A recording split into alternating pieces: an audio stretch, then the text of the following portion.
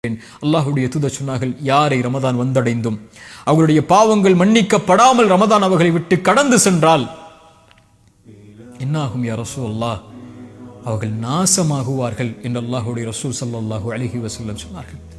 இந்த ரமதான் அல்லாஹ்வுடைய அருளை பெறுவதற்கான மாதம், ரமதான் தொழுகைக்கான மாதம், ரமதான் குர்ஆனுக்கான மாதம், ரமதான் நோன்பிற்கான மாதம். யா பாகியல் கைரி அக்பில், நன்மையில் விரைபவர்களை முன்னேறுங்கள் என்று அழைப்பு கொடுக்கப்படும். யா பாகிய ஷர்ரி, தீமையில் இருப்பவர்களே, குர்ஆனை மறந்தவர்களே, திக்ரை மறந்தவர்களே, தொழுகையை மறந்தவர்களே, அல்லாஹ்வை மறந்தவர்களே, அக்ஸிர் அக்ஸிர், குறைத்துக் கொள்ளுங்கள். வலில்லாஹி உத்தகாஉ மினன் நார், நரகத்திலிருந்து இந்த ரமதானில் விடுதலையாக கூடியவர்கள் இருக்கிறார்கள். ரசூலுல்லாஹ் சொன்னார்கள், ஒவ்வொரு இரவிலும் சுப்ஹானல்லாஹ் ரமதானை பயன்படுத்துங்கள், கண்ணியத்தோடு ரமதானை கழியுங்கள், அதிகம் நன்மைகளை செய்யுங்கள், அதிகம் வணக்க வழிபாடுகளில், குர்ஆனில், திக்ரில், நன்மைகளை செய்வதில் எந்த நன்மையாக இருந்தாலும் அதை செய்வதற்கு முன்னேறுங்கள்.